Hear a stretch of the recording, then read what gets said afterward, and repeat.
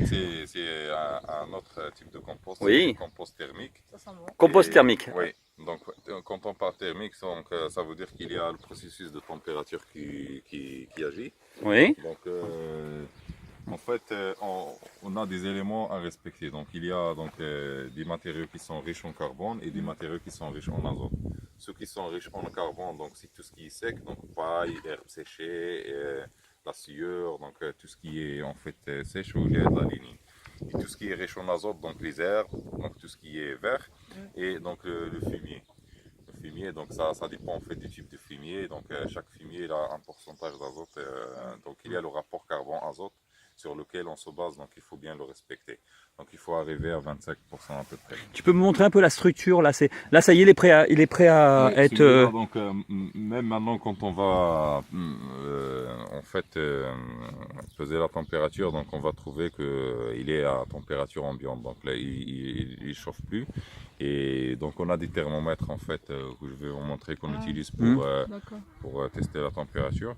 Et après donc celui-là, donc on voit bien qu'il n'y a plus d'odeur. Donc et l'odeur c'est l'odeur de la terre, donc ça pue plus. Et après donc la couleur elle est sombre. Et après donc ce qu'on peut faire pour bien voir est-ce qu'on a respecté en fait le rapport carbone-azote, donc faire un test de toxicité en fait à la fin. C'est un test de germination, c'est très simple. Donc on peut faire des semis de cresson par exemple, ou bien, parce qu'il est très sensible aux toxines. Donc si ça germe très bien, donc le compost il est bien. Alors, il y a quoi dans ce compost alors? Donc il y a en fait le fumier, donc surtout ici donc des moutons. D'accord. Et il y a aussi donc les herbes qui ont été coupées dans le jardin, qui ont été séchées. Et il y a aussi donc l'ortie, il y a d'autres herbes qu'on a coupées du jardin.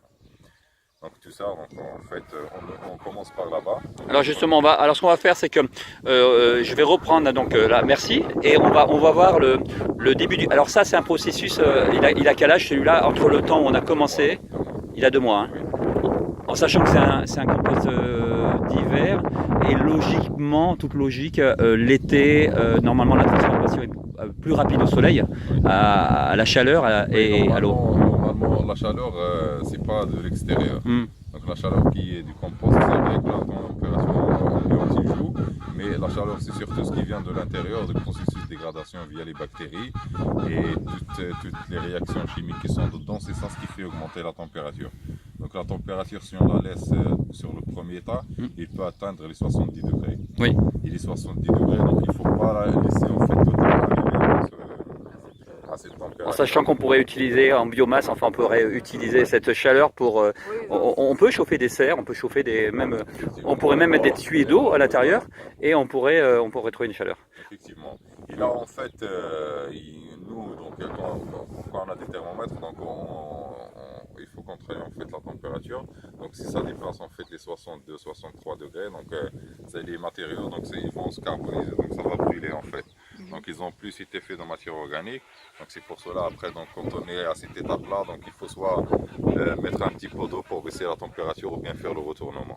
Parce que des fois, en fait, le compost, donc ça demande un petit peu de travail. Des fois, on est occupé par autre chose, donc on n'a pas on ne peut pas faire le retournement. Donc des fois, juste on arrose un petit peu pour baisser la température. Merci, Boujma. Merci. Merci, à tout de suite. Merci.